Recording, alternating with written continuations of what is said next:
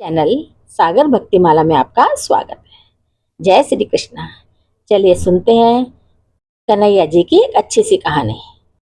अगर भक्त का प्रेम सच्चा हो तो भगवान उसके लिए नंगे पांव दौड़े आते हैं। वहीं बात जब कन्हैया की हो तो क्या ही कहने।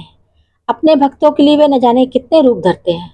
वो कितनी ही अनगिनत लीलाएं करते हैं जिनका प्रमाण हमारे धार्मिक ग्रंथों में मिलता है। ऐसी एक रोचक कथा है जब कन्हैया ने अपने भक्त के लिए एक अनोखा काम किया। तो चलिए सुनते हैं। पौराणिक कथा के अनुसार एक बार की बात है, किसी नगर में एक राजा ने एक मंदिर बनवाया जिसमें श्री कृष्ण की एक मूर्ति भी रखवाई, लेकिन उसकी कभी पूजा नहीं की। पूजा करने के लिए मंदिर में एक पुजारी को रखा गया। पुजारी नियमित कन्हैया जी को नहलाता और बड़ी ही श्रद्धा भाव से उनकी पूजा अर्चना करता था। राजा भी रोज कान्हा जी के लिए एक फूलों की माला भेज देते और जब वे दर्शन करने आते तो पुजारी उस माला को उतार कर राजा को पहना देता। ऐसा करते करते पुजारी की उम्र बीत चुकी थी। एक दिन किसी वजह से राजा नहीं आ सके तो उन्होंने एक सेवक के हाथ मंदिर में माला पहुंचा दी और कहलवाया कि आज वे मंदिर नहीं आएगा, इसलिए पुजारी उसका इंतजार ना करे। इतना कहकर सेवक चला गया। पुजारी ने हमेशा की तरह कन्हैया जी को माला पहना दी, लेकिन जब शाम हुई तो पुजारी यह सोचने लगा माला उतारकर किसे पहनाई जाए। उसने सोचा क्यों न ये माला आज मैं ही पहन लूं। वैसे भी मेरी उम्र हो चली है, जीवन का क्या पता कब खत्म हो जाए। इतना सोचकर पुजारी ने माला उतारकर अपने गले में डाल ली, लेकिन इतने में ही सेवक आ गया और उसने बताया कि राजा की सवारी मंदिर में पहुंचने वाली है। राजा की सवारी आने की बात जब पुजारी ने सुनी तो वह डर गया। उसने सोचा कि अगर राजा उसे देख लिया तो वह मरवा डालेगा। आनंद फानन में पुजारी ने माला उतारकर वापस कन्हैया जी को पहना दी।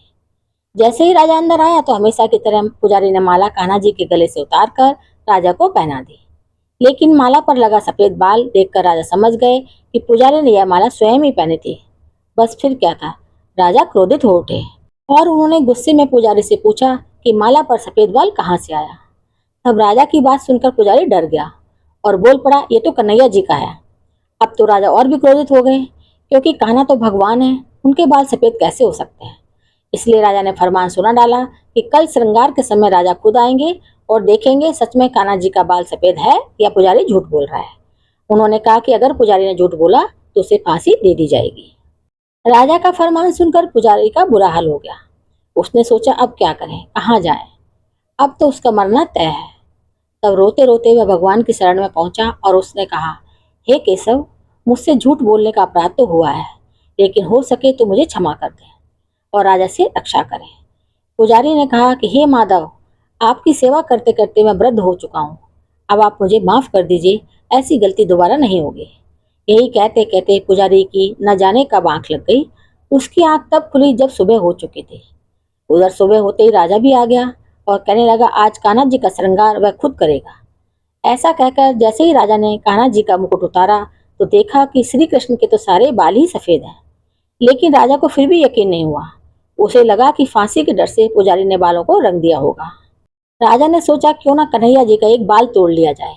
इसके बाद राजा ने कान्हा जी का एक बाल तोड़ लिया, लेकिन जैसे ही बाल टूटा कन्हैया के सिर से खून की धारा बहने लगी।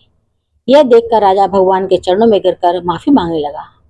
तभी कृष्ण की मूर्ति से आवाज आई, हे राजन, तुमने मुझे केवल मूर्ति मात्र ही समझा है, इसलिए आज से मैं तुम्हारे लिए केवल मूर्ति ही रहूंगा।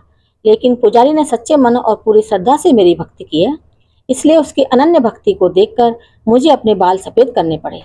कन्हैया जी ने कहा कि भक्ति में कभी भी संशय नहीं होना चाहिए और सच्चे भक्त की लाज तुम्हें कभी जाने नहीं देता। तो ऐसे हैं हमारे कन्हैया, अपने भक्तों की हमेशा रक्षा करते हैं और कभी उनकी लाज जाने नहीं देते। तो दोस्तों, कैसी लगी ये कहानी? अगर पसंद आई हो तो लाइक जरूर करें, मेरे चैनल को सब्सक्राइब और शेयर भी करें। धन्यवाद।